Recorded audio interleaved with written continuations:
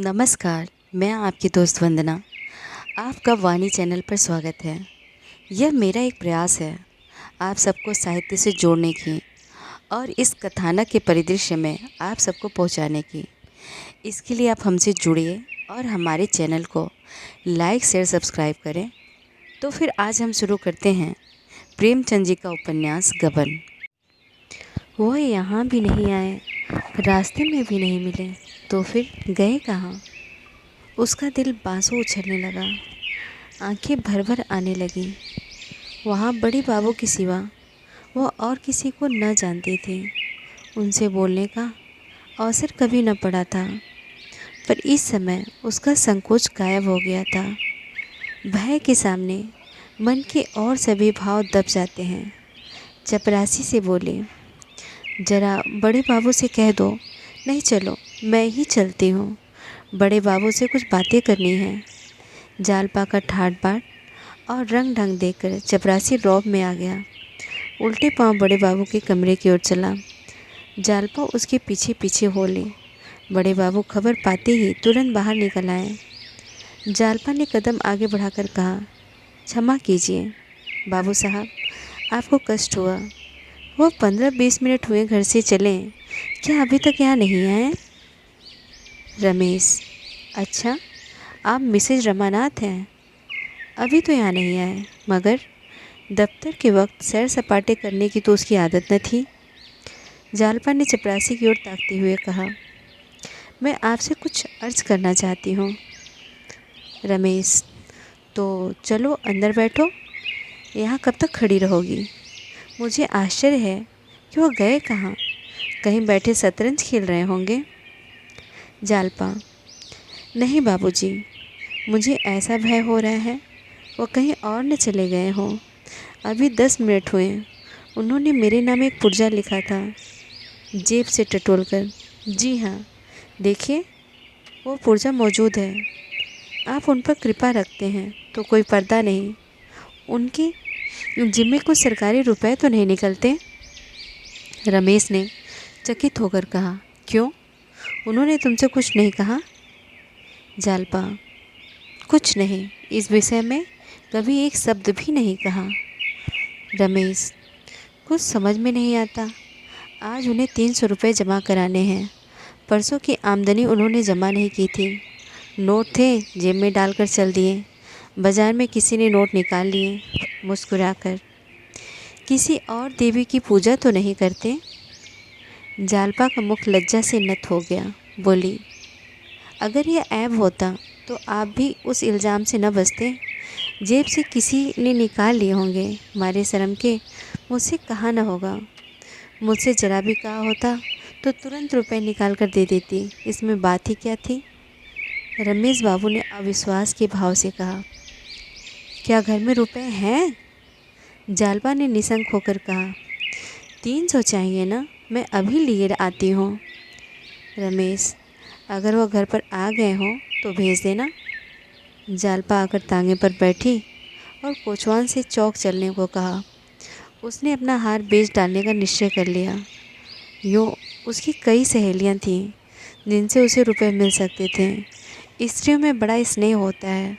पुरुषों की भांति उनकी मित्रता केवल पान पत्ते तक ही समाप्त नहीं हो जाती। मगर अवसर नहीं था। सर्राफे में पहुंचकर वह सोचने लगी, किस दुकान पर जाऊं? भय हो रहा था कहीं ठगी न जाऊं। इस सिरे से उस सिरे तक चक्कर लगा आई, किसी दुकान पर जाने की हिम्मत न पड़ी। उधर वक्त भी निकला जाता था। आखिर एक दुकान पर एक बूढ़े शराब को देखकर उसका संकोच कुछ कम हुआ। शराब बड़ा घाघ था। जालपा के झिझक और हिचक देखकर समझ गया, अच्छा शिकार फंसा। जालपा ने हार दिखाकर कहा, आप इसे ले सकते हैं? सर्राफ ने हार को इधर उधर देखकर कहा, मुझे 4 पैसे की गुंजाइश होगी तो क्यों न ले लूँगा। माल चोखा नहीं है। जालपा, तुम्हें लेना है इसलिए माल चोखा नहीं है। बेचना होता तो चोखा होता। कितने में लोगे? सर्राफ, आप ही कह दीजिए। सर्राफ ने 350 दाम लगाए और बढ़ते बढ़ते 400 तक पहुंचा। जालपा को देर हो रही थी। रुपए लिए और चल खड़ी हुई। जिस हार को उसने इतनी चाव से खरीदा था, जिसकी लालसा उसे बाल्यकाल ही में उत्पन्न हो गई थी, उसे आज आधे दामों बेचकर उसे जरा भी दुख नहीं हुआ, बल्कि गर्व में हर्ष का अनुभव हो रहा था। जिस वक्त रमा को मालूम होगा कि उसने रुपए दे दिए हैं, उन्हें कितना आनंद होगा। कहीं दफ्तर पहुंच गए हों तो बड़ा मज़ा हो, यह सोचती हुआ फिर दफ्तर पहुंची। रमेश बाबू उसे देखते ही बोले, क्या हुआ, घर पर मिले? जालपा, क्या अभी तक यहाँ नहीं आए? घर तो नहीं गए? यह कहते हुए उसने नोटों का पुलिंदा रमेश बाबू की तरफ बढ़ा दिया। रमेश बाबू नोटों को गिनकर बोले, ठीक है, मगर वो अब तक कहाँ है? अगर ना आना था तो एक खत लिख देते। मैं तो बड़े संकट में पड़ा हुआ था, तुम बड़े वक्त से आ गए। इस वक्त तुम्हारी सूझबूझ देखकर जी खुश हो गया। यही सच्ची देवियों का धर्म है। जालपा फिर तांगे पर बैठकर घर चली तो उसे मालूम हो रहा था, मैं कुछ ऊंची हो गई हूँ। शरीर में एक विचित्र सी स्फूर्ति दौड़ रही थी। उसे विश्वास था वह घर आकर चिंतित बैठे होंगे। वह जाकर पहले उन्हें खूब आड़े हाथों लेगी और खूब लज्जित करने के बाद यह हाल कहेगी। लेकिन जब घर में पहुंची तो रमानाथ का कहीं पता न था। जागेश्वरी ने पूछा, कहाँ चली गई थी इस धूप में? जालपा, एक काम से चली गई थी। आज उन्होंने भोजन नहीं किया, न जाने कहाँ चले गए। जागेश्वरी, दफ्तर गए होंगे। जालपा, नहीं, दफ्तर नहीं गए, वहाँ से एक चपरासी पूछने आया था। यह कहती हुई वह ऊपर चली गई। बचे हुए रुपए संदूक में रखे और पंखा चलने लगे। मारे गर्मी की देह फूकी जा रही थी, लेकिन कान द्वार की ओर लगे थे। अभी तक उसे इसकी जरा भी शंका न थी कि रमा ने विदेश की राह ली है। 4 बजे तक तो जालपा को विशेष चिंता न हुई, लेकिन ज्यों-ज्यों दिन ढलने लगा उसकी चिंता बढ़ने लगी। आखिर वो सबसे ऊंची छत पर चढ़ गए। हालांकि उसके जीर्ण होने के कारण कोई ऊपर नहीं आता था और वह चारों तरफ नज़र दौड़ाई, लेकिन रमा किसी तरफ से आता दिखाई न दिया। जब संध्या हो गई और रमा घर न आया तो जालपा का जी घबराने लगा। कहाँ चले गए? वो दफ्तर से घर आए बिना कहीं बाहर न जाते थे। अगर किसी मित्र के घर होते तो क्या अब तक न लौटते? मालूम नहीं जेब में कुछ है भी या नहीं। बेचारे दिन भर से ना मालूम कहाँ भटक रहे होंगे। वो फिर पछताने लगी कि उनका पत्र पढ़ते ही उसने क्यों न हार निकाल कर दे दिया, क्यों दुविधा में पड़ गई। बेचारे शर्म के मारे घर ना आते होंगे, कहाँ जाए, किससे पूछे। चिराग जल गए तो उसे न रहा गया। सोचा शायद रतन से कुछ पता चले। उसके बंगले पर गए तो मालूम हुआ आज तो वह इधर आए ही नहीं। जालपा ने उन सभी पार्कों और मैदानों को छान डाला जहाँ रमा के साथ वो बहुधा घूमने आया करती थी, और 9 बजते बजते निराश लौट आए। अब तक उसने अपने आंसुओं को रोका था, लेकिन घर में कदम रखते ही जब उसे मालूम हो गया वो अब तक नहीं आए तो हताश होकर बैठ गए। उसकी यह शंका अब दृढ़ हो गई कि वह ज़रूर कहीं चले गए। फिर भी कुछ आशा थी कि वह शायद मेरे पीछे आए हों और फिर चले गए हों। जाकर जागेश्वरी से पूछा, वो घर आए थे अम्मा जी? जागेश्वरी, यार दोस्तों में बैठे कहीं गपशप कर रहे होंगे। घर तो सराय है, 10 बजे घर से निकले थे, अभी तक पता नहीं। जालपा, दफ्तर से घर आकर तब वो कहीं जाते थे, आज तो आए नहीं। कहिए तो गोपी बाबू को भेज दो, जाकर देखिए कहाँ रह गए। जागेश्वरी, लड़के इस वक्त कहाँ देखने जाएंगे? उनका क्या ठीक है, थोड़ी देर और देख लो, फिर खाना उठाकर रख देना। कोई कहाँ तक इंतज़ार करे। जालपा ने इसका कुछ जवाब न दिया। दफ्तर की कोई बात उनसे न कही। जागेश्वरी सुनकर घबरा जाती और उसी वक्त रोना पीटना मच जाता। वह ऊपर जाकर लेट गए और अपने भाग्य पर रोने लगी। रह रहकर चित्त ऐसा विकल होने लगा मानो कलेजे में सूल उठ रहा हो। बार बार सोचती, अगर रात भर ना आए तो कल क्या करना होगा। जब तक कुछ पता न चले कि वह किधर गए, तब तक कोई जाए तो कहाँ जाए। आज उसके मन ने पहली बार स्वीकार किया कि यह सब उसी के करने का फल है। यह सच है कि उसने कभी आभूषणों के लिए आग्रह नहीं किया, लेकिन उसने कभी स्पष्ट रूप से मना भी तो नहीं किया। अगर गहने चोरी हो जाने के बाद इतनी अधीर न हो गई होती तो आज यह दिन क्यों आता। मन की इस दुर्बल अवस्था में जालपा अपने भार से अधिक भार अपने ऊपर लेने लगी। वह जानती थी रमा रिश्वत लेता है, नोच खसोट कर रुपए लाता है, फिर भी कभी उसने मना नहीं किया। उसने खुद क्यों अपने कमरे के बाहर पांव फैलाए, क्यों उसे रोज़ सैर सपाटे की सोचती थी। उपहारों को ले लेकर वह क्यों फूले न समाती थी। इस जिम्मेदारी को भी इस वक्त जालपा अपने ही ऊपर ले रही थी। रमानाथ प्रेम के वश होकर उसे प्रसन्न करने के लिए ही तो सब कुछ करते थे। युवकों का यही स्वभाव है। फिर उसने उनकी रक्षा के लिए क्या किया। क्यों उसे यह समझ न आई कि आमदनी से ज़्यादा खर्च करने का दंड एक दिन भोगना पड़ेगा। अब उसे कितनी बातें ही याद आ रही थी जिनसे उसे रमा के मन की विकलता का परिचय पा जाना चाहिए था, पर उसने कभी उन बातों की ओर ध्यान ही न दिया। जालपा इन्हीं चिंताओं में डूबी हुई न जाने कब तक बैठी रही। जब चौकीदारों की सीटियों की आवाज़ उसके कानों में आई तो नीचे जाकर जागेश्वरी से बोली, वह अब तक नहीं आए, आप चलकर भोजन कर लीजिए। जागेश्वरी बैठे बैठे झपकियाँ ले रही थी। चौंक कर बोली, कहाँ चले गए थे। जालपा, वह तो अब तक नहीं आए। जागेश्वरी, अब तक नहीं आए? आधी रात तो हो गई, जाते वक्त तुमसे कुछ कहा भी नहीं। जालपा, कुछ नहीं। जागेश्वरी, तुमने तो कुछ नहीं कहा। जालपा, मैं भला क्या कहती।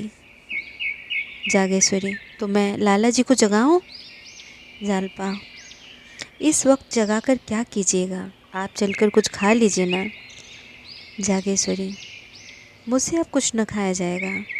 ऐसा मनमौजी लड़का है कि न कुछ कहा न कुछ सुना, न जाने कहाँ जाकर बैठा रहा। कम से कम कहला तो देता कि मैं इस वक्त ना आऊँगा। जागेश्वरी फिर लेट रही, मगर जालपा उसी तरह बैठी रही यहाँ तक कि सारी रात गुजर गई। पहाड़ सी रात जिसका एक एक पल एक एक वर्ष के समान कट रहा था। एक सप्ताह हो गया, रमा का कहीं पता नहीं।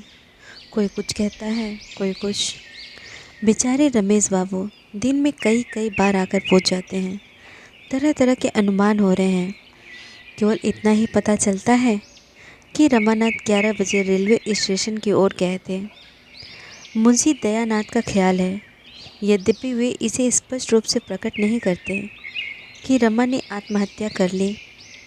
ऐसी दशा में यही होता है। इसकी कई मिसालें उन्होंने खुद आंखों से देखी हैं। सास और ससुर दोनों ही जालपा पर सारा इल्ज़ाम थोप रहे हैं। साफ साफ कह रहे हैं कि इसी के कारण उसके प्राण गए। इसने उसका नाक को दम कर दिया। पूछो, थोड़ी सी तो आपकी आमदनी, फिर तुम्हें रोज़ सैर सपाटे और दावत तवाज़ी की क्यों सोचती थी। जालपा पर किसी को दया नहीं आती, कोई उसके आंसू नहीं पोंछता।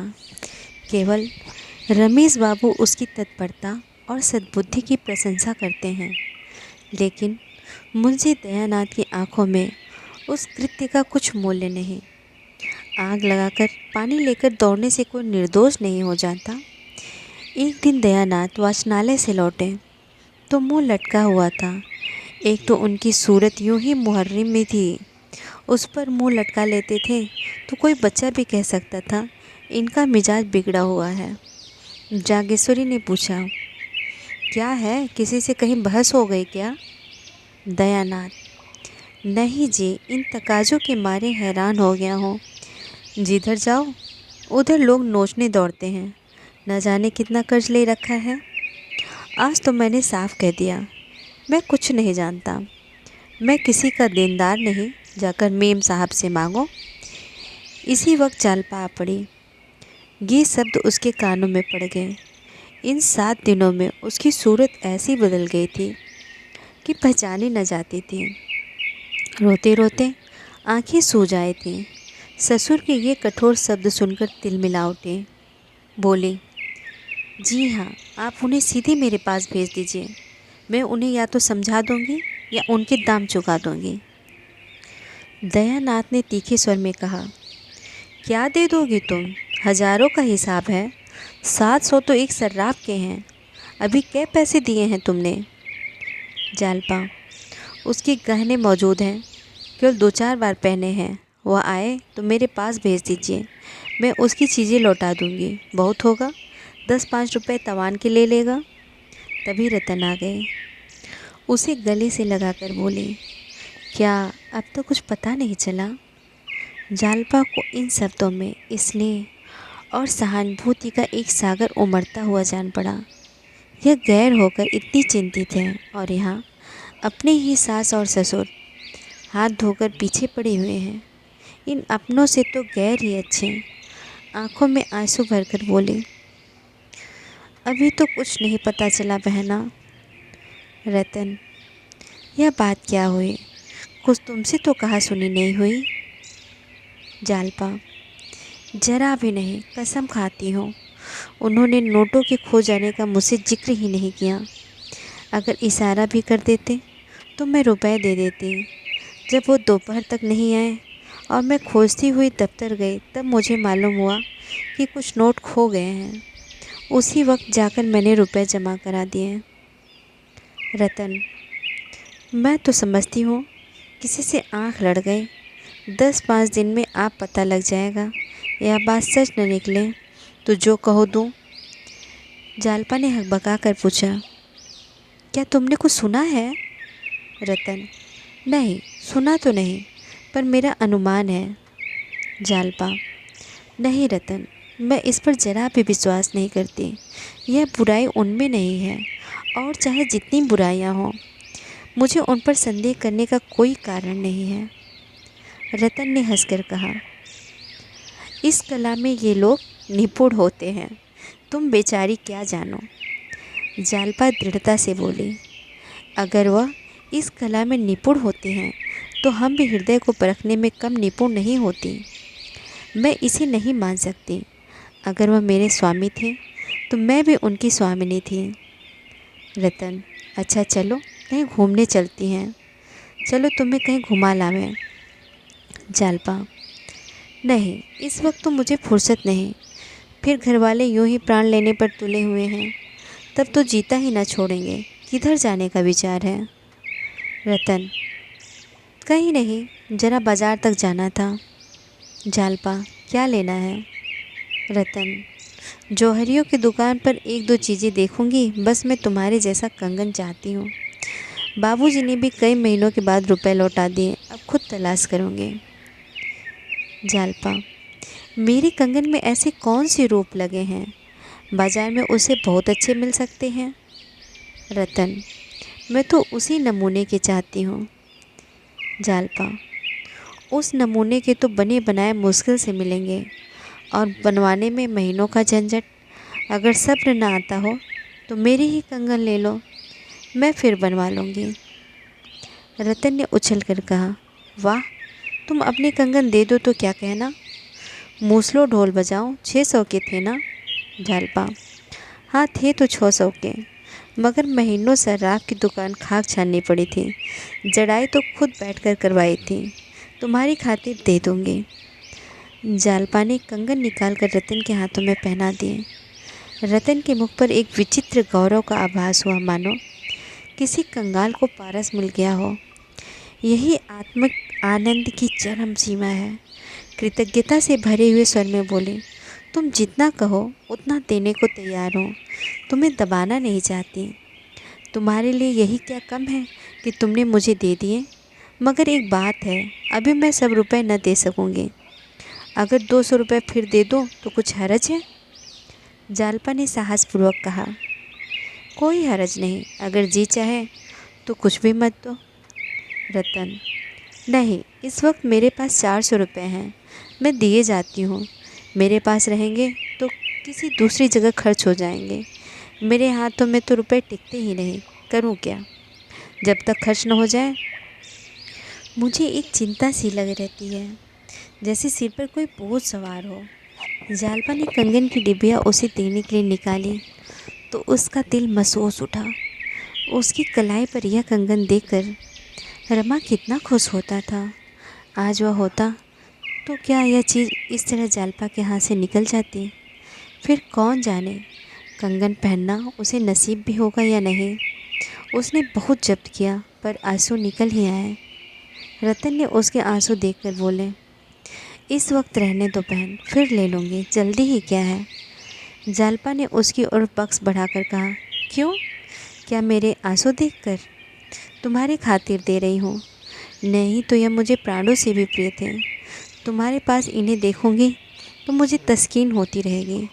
किसी दूसरे को मत देना, इतनी दया करना।